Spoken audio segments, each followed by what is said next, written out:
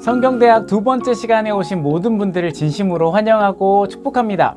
지난 시간에는 예배란 무엇인가에 대해서 살펴보았는데요. 여러분들께서 내용을 잘 기억하고 계시리라 생각을 합니다. 그러면서 한번 시작하면서 복습 퀴즈를 한번 해보려고 합니다. 제가 지난 시간에 배웠던 것을 퀴즈로 낼 텐데 한번 대답을 해 주시면 감사드리겠습니다. 다음 중에 예배의 종류가 아닌 것을 고르시면 됩니다. 다양한 예배의 종류 중에 제가 4가지 소개해 드렸는데 그 중에 아닌 것을 고르시면 됩니다. 1번 재현으로서의 예배, 2번 기쁨으로서의 예배, 3번 이해로서의 예배, 4번 경험을 추구하는 예배. 정답은 무엇일까요? 한번 생각해 보시면 좋겠습니다. 재현일까요? 기쁨일까요? 이해일까요? 경험일까요? 뭐가 하나 바뀌었습니다. 정답은 바로 2번 기쁨으로서의 예배가 아니라 만족으로서의 예배였죠. 지난 시간에 재현으로서의 예배, 이해로서의 예배, 경험을 추구하는 예배, 만족으로서의 예배에 대해서 한번 살펴보았습니다. 오늘은 먼저 이 4가지 종류의 예배의 단점에 대해서 간단히 살펴본 뒤에 성경 속에서 찾아볼 수 있는 예배의 모습을 함께 찾아볼 예정입니다. 먼저 잠깐 복습을 하고 이후에는 성경 속 드디어 구약과 신약의 예배에 대해서 한번 보도록 하겠습니다. 먼저 재현으로서의 예배의 단점은 가톨릭을 보면 됩니다. 예배서를 그대로 읽어 나가죠. 장점은 잘 쓴 예배서를 그대로 읽게 되면은 반복적으로 읽어서 예배에서 얻는 이런 경험들이 되게 작을지는 모르겠지만 틀릴 일은 없습니다. 틀리진 않겠죠. 그런데 만약에 잘못된 글을 이렇게 쓰게 되면 잘못된 신학을 가지고 예배를 드릴 수 있다는 치명적인 단점이 있습니다. 두 번째로 만족으로서의 예배도 단점이 있는데요. 만족을 추구하는 예배는 현장감을 잘 자아낸다는 장점이 있었죠. 그리고 여기 있는 사람들이 어떠한 필요에 따라 모인 그룹이라는 것을 이해하고 예배를 드린다는 장점이 있었는데 잘 생각해 보면 두 번째 이 만족으로서의 예배는 본질에서 벗어나서 너무나 회중이 원하는 것만 오락거리만 담아낼 수도 있다는 단점이 있게 됩니다. 세 번째는 이해로서의 예배입니다. 이 예배 방식도 단점이 있습니다. 말씀을 추구한다는 점에서는 너무나 좋지만 잘 이해하고 받아들여야 된다는 점에서는 되게 좋지만 너무나 머리로서 하나님을 이해하려는 노력, 그렇기 때문에 가슴으로 우리에게 다가오시는 하나님을 좀 간과하는 경향이 있습니다. 또 마지막으로 경험을 추구하는 예배는 반대로 이해를 추구하는 예배와는 조금 다르게 예배도 뜨거운 것을 경험하게 하는, 예배를 통해서 하나님을 만나게 한다는 그런 것을 강조한다는 점에서 장점이 있지만 점점점 더 큰 감동, 더 큰 감정적인 격양, 고향을 바라게 됩니다. 이런 것을 감당하기가 점점 힘들어지고 그러면 또 예배가 무감각해지고 이런 단점이 발생하게 됩니다. 자, 그러면 여러분 우리는 어떤 예배를 지향하면 될까요? 4가지 중에서 가장 중요한 것은요, 한 가지 자기 예배 스타일만 고집하지 않아야 한다는 것입니다.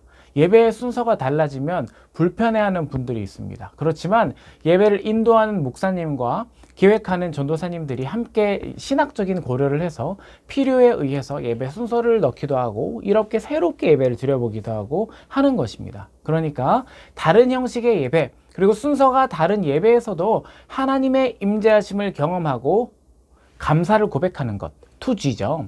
이것을 우리가 누릴 수 있는 훈련을 해야 합니다. 어떤 장소에서든지 그곳이 예배당이 될 수도 있고 가정이 될 수도 있고 또 길가나 들판이 될 수도 있을 것입니다. 그곳에서 하나님의 은혜를 찬양하고 하나님께 감사의 고백을 넘치게 울려 퍼지고 있다면 그곳은 바로 하나님을 예배하는 장소가 될 것입니다. 오늘은 계속해서 성경 속에 나타난 예배에 대해서 살펴보겠습니다. 성경적으로 어떤 예배가 하나님이 원하시는 예배인가? 이 질문에 대해서 대답하는 것은 정말 중요합니다. 구약과 신약을 우리는 함께 아울러서 보아야 하는데 어떤 이들은 구약만 가지고 예배를 드리기도 하고 어떤 이들은 신약만 가지고 예배를 드리기도 하고 이러한 일들 때문에 문제들이 발생합니다. 어떤 문제가 생기냐면 좌로나 우로나 치우치지 않아야 하는데 한쪽으로 치우치게 되는 것이죠. 신구약을 아우르면서 총체적으로 접근하지 않으면 한쪽으로 치우칠 수 있는 위험을 범하게 됩니다. 다른 종교에도요, 제사라는 이름으로 비슷한, 예배와 비슷한 것이 있습니다. 경전도 있죠. 우리가 성경에 있듯이 예배신학, 전례신학, 의식, 이런 태도와 우리 기독교가 말하고 있는 우리만의 예배가 달라야 하지 않겠습니까? 오늘 이것을 위해서 구약 성경에 나타난 제사의 모습, 예배의 모습을 먼저 살펴보고 그 다음에 신약의 키워드, 예배의 키워드라고 할 수 있는 히브리서를 중점적으로 한번 보도록 할 예정입니다. 먼저는 구약에서 찾아본 예배입니다. 성경에 나오는 제사로 본 예배의 특징에 대해서 살펴볼 예정입니다. 먼저 우리가 가장 먼저 예배의 모습을 찾아볼 수 있는 것은 창세기 4장의 가인과 아벨의 제사이죠. 하나님은 예배를 받으시기도 하고 거절하시기도 한다는 것을 알 수 있습니다. 우리 하나님은 우리가 드리는 예배를 받으시기도 하고 거절하시기도 합니다. 가인의 예배 안 받으셨죠. 아벨의 예배 받으셨죠. 하나님께 예배했던 첫 번째 이야기 속에 이미 답이 들어 있습니다. 하나님께 드리는 제사, 무조건 드리기만 하면 받으신다고 착각하기 쉽습니다. 그렇지만 받지 아니하시는 것도 있다는 것을 알아야 합니다. 그리고 그러면 우리가 드리는 예배를 하나님께서 받으셨을까? 아니면 안 받으셨을까 하는 질문이 생기지 않습니까? 하나님과 상대했던 많은 믿음의 자녀들, 예배하려고 했던 수많은 사람들의 가장 큰 질문이었습니다. 내가 드리는 제사, 내가 드리는 이 예배를 주님이 받으시는 것인가? 받으신 제사, 예배에 대한 중요한 단서를 설명하는 곳이 레위기입니다. 어떤 제사를 받으시는지. 레위기를 통해서 살펴본 하나님이 받으시는 예배는 소제, 번제, 속죄제, 속건제, 화목제 5가지 제사를 이렇게 설명하시면서 각각의 방법을 설명해 주시죠. 가인과 아벨 이후에 많은 사람들이 끊임없이 우리가 드리는 예배를 하나님께서 받으셨을까 이렇게 질문했는데 구체적으로 레위기에서 절차를 하나씩 말씀해 주십니다. 이 모든 절차를 잘 수행해서 정성껏 제사를 드리면 우리 제언으로서의 예배 배웠죠. 제언으로서의 예배를 이뤄내면 그것은 완벽한 제사가 된다는 뜻입니다. 제사를 통해서 하나님께서 각 순서마다 의도를 숨겨 놓으셨다는 것입니다. 이것이 바로 하나님께서 받으시는 제사의 핵심적인 단서가 됩니다. 그런데 또 문제가 있죠. 자꾸 문제를 말하는 것 같은데 이 제사가 잘못되었고 의미가 없다 이렇게 말하는 사람이 등장해요. 이단이 아니고요, 타종교인이 아니고요, 선지자들, 예언자들이 이런 레위기 제사가 의미가 없대요. 이 전통을 예언자 전통이라고 합니다. 그리고 앞서 살펴봤던 레위기에 있는 이런 제사 방법, 제언으로서의 예배의 방법을 제사 전통이라고 합니다. 그러니까 제사 전통하고 예언자 전통이 지금 부딪히게 되죠. 아니, 제사를 형식대로 맞춰서 드리면 된다면서요. 그런데 하나님께서는 못된 짓도 함께 너희가 하는 이런 예배들은 받지 않는다고 말씀하고 계시거든요. 이사야 1장 11절에서 20절까지 잘 나와 있습니다. 한번 전체적으로 읽어보시면 좋겠고요. 13절을 한번 보겠습니다. 헛된 재물을 다시 가져오지 말라. 분향은 내가 가증히 여기는 바요. 월삭과 안식일과 대회로 모이는 것도 그러하니 성회가 아울러 악을 행하는 것을 내가 견디지 못하겠노라. 이사야 1장 13절입니다. 그리고 계속해서 이렇게 말합니다. 16절에 너희는 스스로 씻으며 스스로 깨끗하게 하여 내 목전에서 너희 악한 행실을 버리며 악행을 그치고 선행을 배우며 정의를 구하며 학대받는 자를 도와주며 고아를 위하여 신원하며 과부를 위하여 변호하라 하셨느니라. 아멘. 하나님께서 원하시는 예배는 어떤 예배라고 합니까? 선행을 베풀고 정의를 구하며 고아를 돌보는 삶이라고 말씀하고 계십니다. 이게 진짜 예배라는 거죠. 또 예레미야에도 비슷하게 말을 하고 계시거든요. 예레미야 1장 1절에서 20절까지 잘 나와 있습니다. 저는 9절을 한번 읽어보려고 합니다.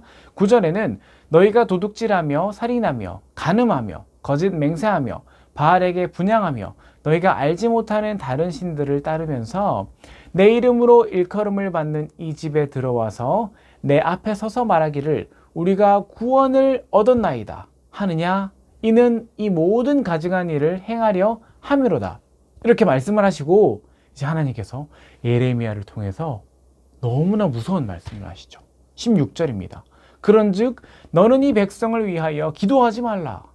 그들을 위하여 부르짖어 구하지 말라. 기도하지 말고 구하지 말래요. 너희 예배 받지 않겠다는 거예요. 제사법을 잘 지킨 예배 안 받는다는 것입니다. 레위기에서는 제사의 형식 갖추면 된다고 했는데 예언자들은 하나님께서 받지 않으시는 예배를 이야기하고 있습니다. 제사 전통과 예언자 전통이 지금 강력하게 충돌하고 있습니다. 그렇다면 여러분은 어떻게 생각하시나요? 헷갈리는 분들을 위해서 지금까지 큰 내용을 한번 정리해 드려 보도록 하겠습니다. 어떤 예배가 하나님께서 받으시는 예배인가라는 의문이 들 수 있죠.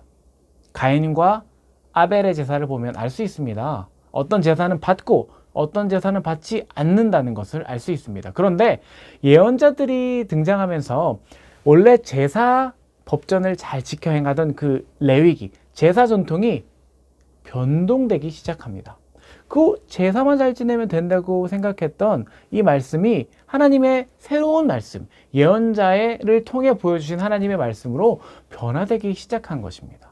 한쪽에는 이게 진짜다. 다른 쪽에서는 다른 것이 진짜래요. 섬기고 이웃을 돕는 것.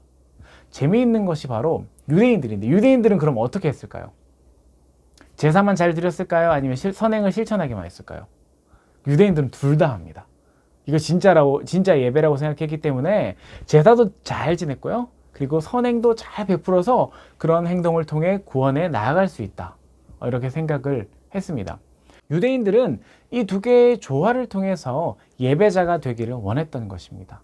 하나님께서 정해주시는 방법대로 예배를 드리되 정결한 삶을 함께 하나님께 드림으로 진정한 예배자가 된다. 우리도 그러면 유대인처럼 그 두 개를 잘 지키면 그럼 되게 예배 잘 드리는 사람이지 않을까 생각이 드시지 않습니까? 제가 방금 설명드린 것을 구약적 예배관, 구약의 예배관이라고 합니다. 둘 다 조화를 이루는 예배의 한계성이 있죠. 이슬람도 예전이 있죠. 집례자, 제물은 다르지만 예전이 있습니다. 예식, 제사가 있어요. 그리고 경전도 있습니다. 그리고 이슬람도 예배만 잘 드리면 안 된다고 해요. 남을 도와주는 선한 삶을 살라고 합니다. 그러면 그 예배를 알라가 받는데요. 신의 이름만 지금 바뀌고 예식의 구조 그리고 우리가 행동해야 하는 거 똑같잖아요. 이런 관점을 갖게 되면, 그러니까 제가 말씀드리는 건 구약적인 예배관을 갖게 되면 다른 일반적인 고등 종교들과 기독교의 차이점이 전혀 없게 됩니다. 굉장히 위험성에 빠지게 되죠. 우리가 예배 잘 드리고 사람 이웃 잘 도우면 끝이다. 이게 아니거든요. 만약 우리가 하나님께서 원하시는 예배를 드리고 그 다음에 선행을 더하면 하나님께서 기뻐하시는 예배가 된다고 이렇게 생각하면 우리는 구약적 예배관, 종교적 예배관에 머물러 있는 우를 범하게 됩니다. 그렇다면 여러분, 이런 구약적 예배관에 머무르는 것이 잘못되었다면요, 우리는 어떻게 나아가야 할까요? 지금까지 생각은 예배 잘 드리고 이웃 잘 도우면 충분히 하는 거라 생각했는데 그럼 도대체 무엇이 예배입니까? 이 정답을 신약에서 찾을 수 있습니다. 구약적 예배관을 정리하자면 제사를 잘 지내고 선행을 잘 베푸는 것에 머무르는 삶이라고 말씀드렸죠. 이 문제를 해결하기 위해 히브리서 10장으로 가보도록 하겠습니다. 히브리서는 구약에 익숙한 유대인들에게 기독교를 변증하는 책입니다. 그러니까 구약을 잘 아는 사람들에게 쓰여진 책이에요. 그래서 방금까지 제가 설명을 드린 거고요. 10장은 정말 예배의 중요한 부분을 설명하고 계신데요. 10장 1절을 한번 보겠습니다. 율법은 장차 올 좋은 일의 그림자일 뿐이요 참 형상이 아니므로 해마다 늘 드리는 같은 제사로는 나아오는 자들 언제나 온전하게 할 수 없느니라. 1절에 율법은 그림자라고 말하는 것은 유대인들에게 정말 불경한 것입니다. 율법이 그림자라니요. 율법이 전부인데 가장 귀한 것을 그림자고 허상이라고 말합니다. 그리고 희생제사도 더 이상 효력이 없다고 하죠. 같은 제사로는 온전하게 할 수 없대요. 감히 누군데 율법을 폄하하고 구약의 어마어마한 희생제사를 폄하할 수 있겠습니까? 그렇지만 정답이 2절에 나옵니다. 그렇지 아니하면 섬기는 자들이 단번에 정결하게 되어 다시는 죄를 깨닫는 일이 없으리니 어찌 제사를 드리는 일을 그치지 아니하였으리요. 만약에 제사가 온전하다면 시간과 공간을 초월해서 한 번 제사 완벽하게 드리면 완전한 예배로 끝나야 되는 것이지 않겠습니까? 그런데 예배, 매해 똑같은 장소에서 똑같은 예배, 제사를 반복해서 계속 드렸다는 것은 이미 한 번 드렸던 제사가 온전하지 못했다는 것을 증명한 것이 됩니다. 그것을 지금 2절에서 말씀하고 계신 겁니다. 굉장히 지금 논리적으로 이야기를 전개해 나가고 있습니다. 3절입니다. 그러나 이 제사들에는 해마다 죄를 기억하게 하는 것이 있나니 그러나 제사를 통해 단번에 정결하게 되어 죄를 짓지 않게 되지는 못했습니다. 이러한 제사에도 죄를 회상하게 하는, 그러니까 죄를 한번 떠올려보는 효과가 있었다고 3절에서는 말하고 있습니다. 해마다 죄를 기억하게 하는 것이 있나니 구약에서의 제사는 하나님과 완전히 화목하게 만들 수 있다고 보았습니다. 그러나 히브리서에서는 제사는 온전하지 않대요. 그리고 우리의 죄를 기억하게 하는 효과는 있다라고 말하고 있습니다. 차이가 좀 있죠. 4절입니다.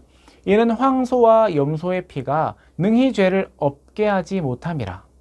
5절. 그러므로 주께서 세상에 임하실 때에 이르시되 하나님이 제사와 예물을 원하지 아니하시고 오직 나를 위하여 한 몸을 예비하셨도다. 지금까지 계속해서 논리적으로 이야기하고 있었습니다. 구약의 제사에 대해서. 그런데 갑자기 완전히 새로운 이야기가 등장합니다. 1절에서 4절은 구약의 제사가 완전하지 않다는 것을 이야기했는데 여기까지는 지금 제사 전통 이야기죠. 아까 제사 전통, 예언자 전통 했는데 제사 전통은 완전하지 않다는 것을 이야기합니다. 그리고 5절을 보면 유대인들의 입장에서는 우리와 다르게 보이는데요. 5절을 한번 다시 읽어볼까요? 그러므로 주께서 세상에 임하실 때에 이르시되 하나님이 제사와 예물을 원하지 아니하시고 오직 나를 위하여 한 몸을 예비하셨도다. 이 말씀 보면 방금 성경대학 참여하신 분들은 무언가 하나 전통이 떠올라야 됩니다. 지금 제사 전통을 했고 예언자 전통이 5절 말씀을 보면 떠오르지 않으십니까? 하나님은 제사와 예물을 원하지 않으시고 뒤에 뭐가 나왔을까요? 성경에 능통한 유대인들이 봤을 때는 당연히 제사와 예물이 아니라 섬김, 선행, 실천, 고아와 과부를 도와야 한다. 그 이야기 나와야 되죠. 그런데 지금 그 이야기 안 나오고 있습니다. 예언자 전통은 맞는데 그 이야기가 안 나오고 있고 하나님이 나를 위하여 한 몸을 예비하셨도다. 정말 놀라운 선포입니다. 결국 제사 전통도 1절에서 4절까지 이어지는 제사 전통도 불완전하다. 그리고 예언자 전통도 불완전하다는 의미입니다. 히브리서 10장의 진짜 의미가 여기서 등장합니다. 삶으로 하나님을 만족시킬 수 있는 유일한 분은 예수 그리스도이셨습니다. 내가 주님의 뜻을 행하러 왔나이다. 다시 말해 10장에서 두 가지가 이루어지게 되는 것입니다. 첫 번째, 불완전했던 제사가 단번에 완벽한 제사로 변화되게 됩니다. 두 번째, 삶으로 드리는 예배가 그림자였는데 예언자가 이렇게 삶으로 드리는 예배를 말했죠. 근데 그 예배도 예수 그리스도의 십자가를 지시는 온전한 삶을 통해서 이루어졌다는 것입니다. 이것이 히브리서가 말하고 있는 가장 핵심입니다. 제사 전통도 아니고 예언자 전통도 아니고 예수 그리스도의 십자가이다. 여러분 놀랍지 않습니까? 이런 관점에서 성경을 보고 예배를 보면 새롭게 예배가 다가오게 됩니다. 그 결과 어떻게 되는지를 17절, 18절에 말씀하고 계십니다. 17절. 또 그들이 죄와 그들의 불법을 내가 다시 기억하지 아니하리라 하셨으니 이것들을 사하셨은즉 다시 죄를 위하여 제사 드릴 것이 없느니라. 다시 죄를 위하여 제사 드릴 것이 없대요. 핵심은 18절에 제사 드릴 것이 없느니라 입니다. 제사를 지금도 드려야 한다고 생각한다면 하나님을 불경하게 행하는 것입니다. 하나님 앞에 불경하게 행하는 것입니다. 우리가 행위로 실천할 수 있다, 구제를 할 수 있다 생각하는 것도 불완전한 것입니다. 우리가 하는 것이 아니라 누가 하는 것입니까? 예수님의 보혈의 능력으로 하는 것입니다. 이것이 없으면 그냥 돕는 것, 그냥 예배 드리는 것 의미가 없습니다. 불충분합니다. 히브리서에서는 이미 제사가 완성됐기 때문에 더 이상 드릴 제사가 없다 이렇게 말씀하십니다. 이것이 히브리서가 말하는 제사, 예배, 초대교회가 가지고 있었던 예배에 대한 매우 중요한 관점이 됩니다. 자, 오늘 많은 내용을 다루었는데요. 그런데 이렇게 이야기를 하면 여러분들 마음 가운데 이런 질문이 남아 있으실 것입니다. 아마도 전도사님, 그러면 우리는 예배 드리러 왜 모여요? 이제 끝났다면서요. 이런 질문이 드실 것입니다. 제사가 이미 예수님으로 완성되었는데 더 이상 드릴 제사가 없다면서요. 여기에 대해서 한번 히브리서를 오늘 이 시간 이후에 다시 읽으시면서 고민해 보시기 바랍니다. 이것은 다음 시간에 다루도록 하겠습니다. 오늘은 구약과 신약의 예배를 전체적인 맥락에서 살펴보았습니다.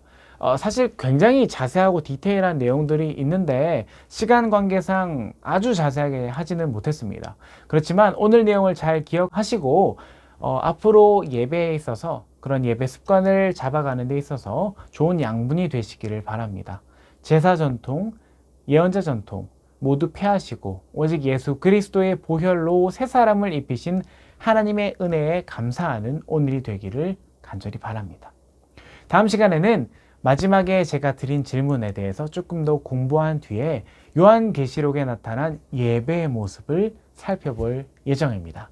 한 주간 평안하시고 다음 강의에서 뵙도록 하겠습니다. 함께 해주셔서 감사합니다. 이제 기도하고 마치겠습니다. 하나님 감사합니다. 오늘 성경대학 두 번째 시간에 불러주시고 하나님께 나와 말씀을 듣게 하심에 참 감사드립니다. 하나님, 오늘 예수 그리스도의 속죄함 피로 말미암아 우리가 대속받아서 새로운 삶을 누리게 하심에 감사합니다. 하나님 앞에 나아가 제사도 아니라 예언자들이 말했던 선행도 아니라 하나님께 먼저 엎드림으로 예수님의 능력을 의지함으로 예배하고 예수님의 능력을 의지함으로 선행을 베풀고 구제에 동참하고 하나님 나라를 확장해가는 주님 자녀 되게 하여 주옵소서. 모든 말씀 예수님의 이름으로 간절히 기도합니다. 아멘. 이 시간도 함께 해주셔서 감사합니다. 평안한 밤 되시고 다음 주에 뵙겠습니다. 감사합니다.